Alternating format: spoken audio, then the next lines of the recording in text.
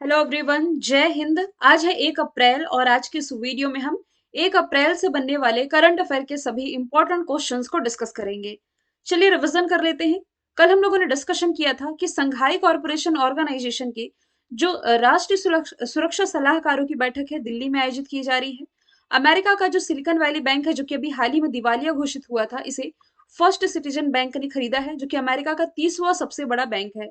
Recently केंद्र सरकार के द्वारा महिला सम्मान बचत प्रमाण पत्र योजना की शुरुआत की गई है। मध्य प्रदेश के दो प्रोडक्ट सुंदरजा आम और मुरैना की गजक को जीआई टैग मिला है।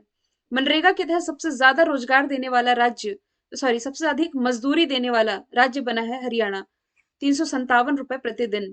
सरकार ने पैन को आधार से लिंक करने की समय सीमा बढ़ा करके 30 जून कर दी है 2023 तक। एससीओ संवाद भागीदारी देश सऊदी अरब बना है। T20 में सबसे ज्यादा विकेट लेने वाले खिलाड़ी बने हैं बांग्लादेश के साकिब उल हसन। और वुमेन्स आईपीएल किसने जीता है? मुंबई इंडियंस ने। किसे हरा करके जीता है? दिल्ली कैपिटल को। तो चलिए शुरू कर लेते हैं आज का हमारा पहला सवाल।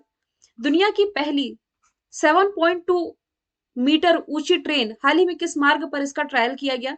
तो देखिए, रिसेंटली दिल्ली से जयपुर के बीच में दुनिया की सबसे बड़ी या लंबी आप कह सकते हैं, ये ऊंचाई में 7.2 मीटर ऊंची, लंबी नहीं कहेंगे, लंबाई तो कुछ ऐसे हो जाएगी, ऊंचाई में यदि हम कहें तो 7.2 मीटर ऊंची ये जो ट्रेन है इसका ट्रायल कर लिया गया है दिल्ली से जयपुर नगर वाले रूट में। ठीक है। और इस रूट पर semi high speed train Bharat में एडवांस ट्रेन के लिए ये इसका 11वां रूट हो सकती है। पहले धीमी गति से और बाद में इसे अनुमानित गति से चलाया जाएगा, यानी कि बाद में स्पीड बढ़ाई जाएगी इसकी। और 3 घंटे के भीतर ये अपनी यात्रा तय कर सकेगी, है ना।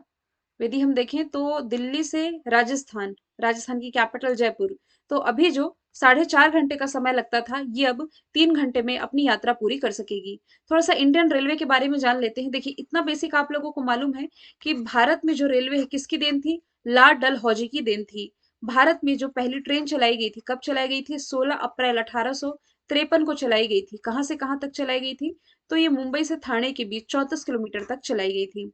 ठीक है। 34।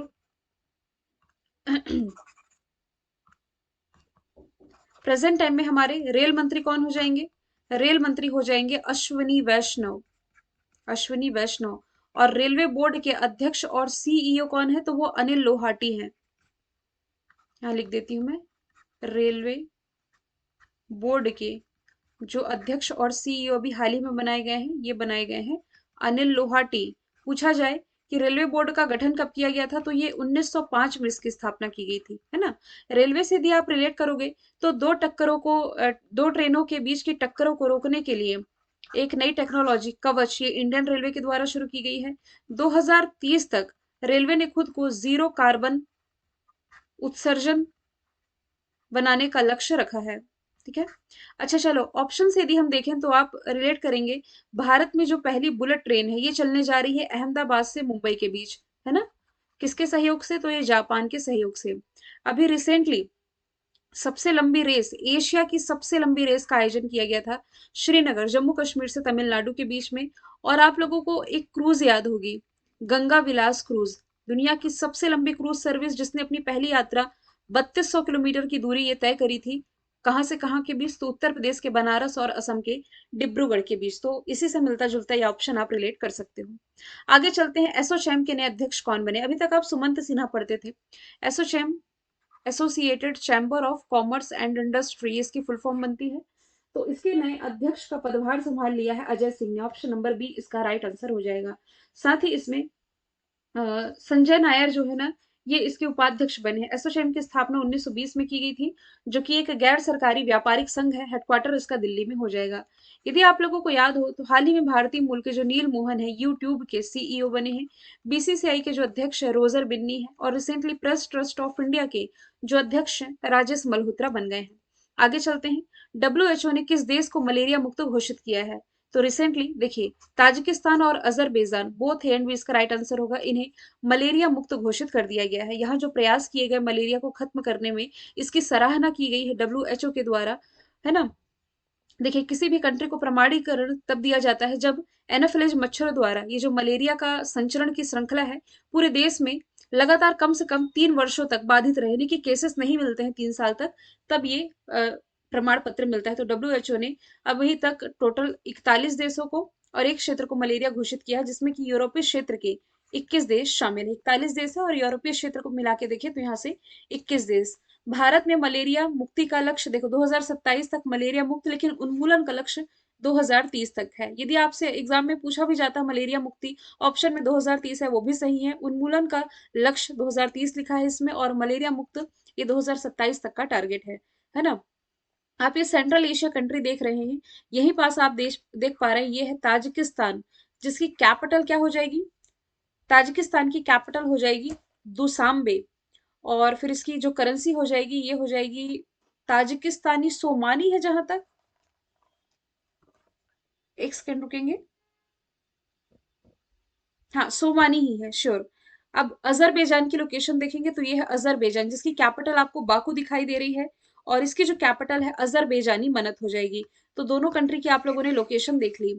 अब एक एक चीज मैं आप लोगों को बता देती हूँ। ये जो आप अजरबैजान देख रहे हैं ना, आप देख पा रहे हैं ये कैस्पियन सी, जो कि दुनिया का सबसे बड़ा सागर है, सबसे लेक कह सकते हैं, खारे पानी की लेक दुनिया की सबसे बड़ी यही है, कैस्पियन सी। 5 देश इससे सीमा साझा करते हैं, जिसकी ट्रिक है एफ के फॉर कजाकिस्तान। कृति की ट्रिक मैंने आप लोगों को बताई थी ना, ऐसे KRATI। के for Kazakhstan, T for Turkmenistan, A for Azerbaijan, T for, अच्छा KRR फॉर रशिया, माफ कीजिएगा, के फॉर कजाकिस्तान, आर फॉर इधर रशिया हो जाएगा, है ना। माफ कीजिए, यहाँ सीक्वेंस से ही लिखना सही रहेगा। के, आर फॉर रशिया, फिर ए है अजरबैजान, चौथा है टी फॉर तुर्कमेनिस्तान, और आई फॉर ईरान। ये 5 कंट्री है जो कि किसे कैस्पियन सी से सीमा साझा करती है। बल्कि आप यहाँ चाइना से सटा हुआ ताजिकिस्तान की लोकेशन देख पा रहे हैं, ये सेंट्रल एशिया के अंतर्गत आ जाएगा। अब थोड़ा सा हम डिस्कस कर लेते हैं डब्ल्यूएचओ के बारे में, वर्ल्ड हेल्थ ऑर्गेनाइजेशन के बारे में। इसकी स्थापना की गई थी 7 अप्रैल 1948 में, इसलिए 7 अप्रैल को हम यूनाइटेड नेशन डे के रूप में मनाते हैं। इसके हेडक्वार्टर की यदि मैं बात करूं तो ये कहाँ हो जाएगा, जेनेवा स्विट्जरलैंड में हो जाएगा। इसके जो हेड हैं ये कौन हो जाएंगे, टेड्रोस अदानोम, ये इसके अध्यक्ष हो जाएंगे। अब सऊदी अरब, अभी कल ही के वीडियो में हम लोगों ने पढ़ा था कि ये संवाद भागीदार बना है भारत का एससीओ में। इस साल भारत एससीओ होस्ट कर रहा है ना, संघाई कॉरपोरेशन ऑर्गेनाइजेशन। आगे चलते हैं, शेख मंसूर बिन जियाद अल निहान किस देश के उपराष्ट्रपति बने हैं, तो ये रिसेंटली यूएई के उपराष्ट्रपति बन गए हैं। यूएई का मैप तो मैंने नहीं ऐड किया है ना, लेकिन अभी आगे डिस्कशन करेंगे, उसका भी क्वेश्चन है। तो मोहम्मद बिन जियाद अल निहान राष्ट्रपति हैं, उपराष्ट्रपति के रूप में शेख मंसूर की नियुक्ति की गई है। श्रीलंका से यदि आप रिलेट करोगे ना, तो जो रनिल विक्रम संघे हैं, रनिल विक्रम संघे, ये कौन है, यहाँ के प्रेसिडेंट हैं। जबकि प्राइम मिनिस्टर कौन हो जाएंगे, ये हो जाएंगे दिनेश गुणवर्धने। नेपाल की यदि मैं बात करूं तो नेपाल के भी यहाँ से आप प्रेसिडेंट ही रिलेट कर सकते हैं, रामचंद्र पुडेल, ये यहाँ के राष्ट्रपति बने। और प्रधानमंत्री के रूप में, प्राइम मिनिस्टर के रूप में पुष्प कमल दहल प्रचंड की नियुक्ति की गई। यहीं से आप रिलेट करोगे ना तो शाहबुद्दीन चुप्पू को रिलेट कर सकते हो, शाहबुद्दीन चुप्पू, जो कि रिसेंटली बांग्लादेश के नए राष्ट्रपति बने। प्राइम मिनिस्टर तो आप जानते ही हैं, ये हो जाएंगे शेख हसीना। आगे चलते हैं, हाल ही में अर्टन कैपिटल ने जो पासपोर्ट इंडेक्स रिलीज किया है 2023 का, इसमें भारत की रैंक क्या बताई गई है। अभी मैंने आप लोगों को जनवरी 2023 में एक रैंकिंग बताई थी, हेनले पासपोर्ट इंडेक्स की, यहां लिख देती हूँ, हेनले पासपोर्ट इंडेक्स। तो ये जनवरी 2023 में जारी किया गया था, है ना। इसमें क्या बताया गया था, इसमें टॉप पर बताया गया था जापान को, और इसमें इंडिया की क्या रैंकिंग बताई गई थी, 85, जो कि सही भी है। रिसेंटली अर्टन कैपिटल ने जो कि एक वित्तीय सलाहकार सेवा फर्म है, इसने जो इंडेक्स रिलीज किया है, इंडिया की रैंकिंग 144 बताई गई है ना। और इसमें यूएई को पहला रैंक दिया गया है। बस इसमें रैंकिंग में अर्टन कैपिटल ने जारी किया, भारत की रैंक क्या है और टॉप पर कौन है, बस इसमें इतना डिस्कशन ही काफी था। यदि आप लोगों को याद हो प्रेस फ्रीडम इंडेक्स, अब हो सकता है नया प्रेस फ्रीडम इंडेक्स अभी जारी कर दिया जाए, तो प्रेस फ्रीडम इंडेक्स में तो इंडिया की रैंकिंग है 150, 150। इसमें टॉप पर कौन हो जाएगा, नॉर्वे हो जाएगा। अभी हम लोगों ने हाल फिलहाल हैप्पीनेस इंडेक्स पढ़ा, हैप्पीनेस रिपोर्ट का जो मतलब 11वीं रिपोर्ट रिलीज की गई, तो उसमें भारत की रैंकिंग क्या थी, भारत की रैंकिंग 126 थी, इसमें टॉप पर कौन बना हुआ है? फिनलैंड। एक ऑप्शन बच रहा है। तो देखो अभी peace index, global peace index release किया गया, इसमें भारत की रैंकिंग 135वीं है, इसमें टॉप पर जो कंट्री है ये कौन हो जाएगी? आइसलैंड। ठीक है, आगे चलते हैं। बीसीसीआई ने टाटा आईपीएल 2023 के लिए अपना आधिकारिक भागीदार देश, इसका पार्टनर, ऑफिशियल पार्टनर कौन बना है? हर्बा लाइफ इसका ऑफिशियल पार्टनर बन गया है इस साल के सीजन के लिए। ठीक है, जो कि 31 मार्च से 28 मई के बीच आयोजित किया जाएगा। बीसीसीआई से रेगुलेट करवाती है, तो बीसीसीआई की स्थापना 1928 मुंबई में, हेडक्वार्टर रोजर बिन्नी इसके अध्यक्ष हो जाएंगे। अभी वुमेन्स आईपीएल भी संपन्न हुआ है ना, इसके सभी मीडिया राइट्स वायाकॉम 18 को मिले थे, मैंने बताया था। तो इसे भी बीसीसीआई रेगुलेट करवाया था, जिसमें कि मुंबई इंडियंस विजेता थी, किसे हरा करके? दिल्ली कैपिटल को हरा करके। तो एक घरेलू टूर्नामेंट है क्रिकेट का। वैसे यदि आप रिलेट कर सकते हो, ट्रॉफियां हैं। पेटीएम, विजय शेखर शर्मा ने इसकी स्थापना की थी 2010 में, नोएडा में इसका हेडक्वार्टर हो जाएगा। अनअकैडमी एक ऑनलाइन टीचिंग कंपनी है, ऑनलाइन टेक कंपनी आप इसे कह सकते हैं, ई लर्निंग प्लेटफॉर्म।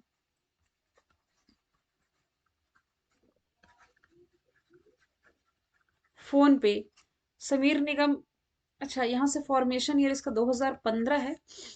फोन पे के ब्रांड एम्बेसडर, हाँ एम्बेसडर आलिया भट्ट बनाई गई थी, आलिया भट्ट और आमिर खान। ठीक है, आगे चलते हैं। Public e vehicle charging station स्थापित करने के लिए केंद्र सरकार ने कितने करोड़ का ऋण मंजूर किया है? तो टोटल देखिए 800 रुपए करोड़ खर्च किए जाएंगे, 800 करोड़ रुपए इसमें खर्च किए जाएंगे public e vehicle charging station स्थापित करने के लिए। अच्छा, ई व्हीकल चार्जिंग स्टेशन क्यों स्थापित किए जा रहे हैं? क्योंकि हम बात करें केंद्र सरकार की या राज्य सरकार की, ज्यादा से ज्यादा ई व्हीकल को प्रमोट कर रही है ना। तो देखिए इसमें क्या लिखा हुआ, फेम इंडिया योजना, इसके चरण 2 के तहत ये फंड मंजूर किया गया है। फेम, फेम की क्या फुल फॉर्म मैंने आपको बताई थी? फेम की फुल फॉर्म बनती है फास्टर एडॉप्शन, 2019 से दूसरा चरण भी चालू है इसका, फास्टर एंड एडॉप्शन मैन्युफैक्चरिंग,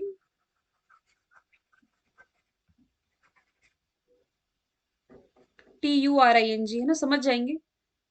अरे एक सेकंड रुकिए, मैं स्पष्ट लिख ही देती हूँ। फास्टर एडॉप्शन मैन्युफैक्चरिंग, MANUFACTURING,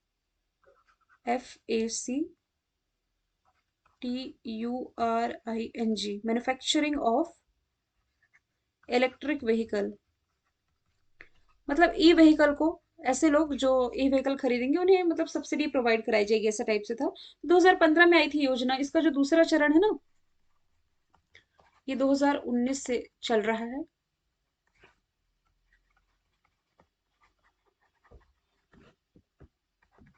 ठीक है, तो फंड है 800 करोड़ का। आगे चलते हैं। किस राज्य ने 30 मार्च को अपना स्थापना दिवस मनाया है? किसने मनाया है? राजस्थान। ये क्वेश्चन कल ऐड करती भूल गई थी। देखिए, राजस्थान आप जानते ही हैं एरिया वाइज सबसे बड़ा राज्य है भारत का, है ना। यहाँ के जो पहले मुख्यमंत्री थे हीरालाल शास्त्री थे, और इसका औपचारिक उद्घाटन, मतलब जब भारतीय संघ में विलय हुआ तो वल्लभ पटेल ने इसका उद्घाटन किया था। जनसंख्या के हिसाब से सातवां बड़ा राज्य है, वैसे एरिया वाइज सबसे बड़ा राज्य है। किनसे सीमा साझा करता है? तो पंजाब, हरियाणा, मध्य प्रदेश, गुजरात, उत्तर प्रदेश, आप मैप में देख करके समझ सकते हैं। जयपुर इसकी कैपिटल भी है, सबसे बड़ा शहर भी है। राजस्थान का शाब्दिक अर्थ है राजाओं की भूमि। मैं कुछ आप लोगों को करंट अफेयर बता देती हूँ राजस्थान से रिलेटेड। एआई बेस लोक अदालत का आयोजन करने वाला भारत का पहला राज्य, ये कौन बना है? ये राजस्थान ही बना है। अभी पिछले ही साल राजस्थान में यूरेनियम के भंडार पाए गए थे, यूरेनियम के भंडार। तीसरा आप क्या रिलेट कर सकते हो? अफ्रीका की बोमा टेक्नोलॉजी का इस्तेमाल करने वाला पहला नेशनल पार्क, ये इसका भरतपुर का केवला देव नेशनल पार्क बना था, इसलिए ये चर्चे में आया था। राइट टू हेल्थ बिल लाने वाला भारत का पहला राज्य कौन बना है? ये भी राजस्थान बन गया है। बिहार ने अपना स्थापना दिवस मनाया है 22 मार्च को, और आज 1 अप्रैल है, तो 1 अप्रैल को ओडिशा अपना स्थापना दिवस मनाता है। उत्तराखंड 9 नवंबर को अपना स्थापना दिवस मनाता है। आगे चलते हैं। हाल ही में किस देश ने राष्ट्रीय जीनोम रणनीति की शुरुआत की है? ये क्वेश्चन मैंने कल ऐड किया था, पता नहीं क्यों पीपीटी मुझे मिला नहीं, शायद मैंने पीपीटी चेंज कर दी थी। बाकी कल क्वेश्चन मैंने ये ऐड किया था, क्विज में आप लोगों ने सॉल्व किया, बाद में मैंने रिमूव किया था फिर। तो यूएई अभी हाल ही में जीनोम रणनीति की शुरुआत की गई है। इसका पर्पस है जीनोमिक कार्यक्रम के विकास और क्रियान्वयन का समर्थन करना। 10 साल तक चलने वाली यहाँ की परियोजना है, प्रोजेक्ट आप कह सकते हैं, जिससे कि सार्वजनिक स्वास्थ्य और प्राथमिकताओं को पूरा किया जाएगा। यूएई की कैपिटल अबू धाबी, करेंसी दिरहम, प्रेसिडेंट और वाइस प्रेसिडेंट मैंने अभी जस्ट बताया है जो बने हैं। खलीफा बिन जयाद अल निहान प्रेसिडेंट और मंसूर अभी जो बने हैं ये उपराष्ट्रपति हैं। यहाँ से आपको कोप 28 याद रख लेना है। इस साल का कॉन्फ्रेंस ऑफ पार्टीज 28 यहीं आयोजित हो रहा है। ठीक है। Qatar FIFA mains world cup 2022 का कतर में आयोजित किया गया, विजेता अर्जेंटीना था। तंजानिया अभी ट्रेड के लिए ना दोनों देश जो है भारत ताजिकिस्तान तो सॉरी तंजानिया अपनी अपनी करेंसी का इस्तेमाल कर सकते हैं। यूएस डॉलर की मतलब जरूरत नहीं होगी यहाँ। चाइना ना हाइड्रोजन से चलने वाली एशिया की पहली ट्रेन चाइना ने लॉन्च की। दुनिया की पहली पूछा जाता तो जर्मनी राइट आंसर होता। लास्ट का प्रश्न मैंने रिवीजन के लिए रखा है। वन्य जीव संरक्षण पुरस्कार 2023 किसे मिला है? आलिया मीर को। ये जम्मू कश्मीर की रहने वाली है। वन्य जीव संरक्षण के लिए इन्होंने जो प्रयास किए हैं इसके लिए इन्हें सम्मानित किया गया है। मैंने आपको बताया था संगीता कला निधि पुरस्कार के बारे में, जो कि जीता है बॉम्बे जयश्री ने। अभी रिसेंटली सी क्लाइमेट चेंज पहल के लिए जो भारत की एम्बेसडर बनी है श्रेया घोड़ावत, और यूएनईपी के द्वारा चैंपियन ऑफ द अर्थ का अवार्ड किसे मिला है? Champion of the earth Purnima Barman. Question important है, पूर्णिमा बर्मन वाला जरूर याद रखेंगे। मैंने कल आप सब लोगों से पूछा था असम का सर्वोच्च पुरस्कार किसे मिला 2023 के लिए। तो देखो 2023 के लिए डॉक्टर तपन सेकैया होगा राइट आंसर। उससे पहले पूछा जाता 2022 का, तब रतन टाटा आंसर होता। अभी किस देश के प्रधानमंत्री दिल्ली पहुंचे हैं मार्च में ही, जो G7 समिट के लिए भारत को गेस्ट कंट्री के रूप में आमंत्रित करके गए हैं? आंसर कमेंट बॉक्स में बताइएगा। टेलीग्राम पर आप लोग देखिए नहीं फॉलो कर रहे हैं तो जरूर फॉलो कर लीजिए। मैं अपने चैनल का नाम भी बता देती हूँ, कल्याणी मैम ऑफिशियल। अब वहाँ हमारे 34,000 स्टूडेंट होने वाले हैं। आप भी फॉलो कर सकते हैं डेली की क्विज और पीडीएफ के लिए। Thank you so much.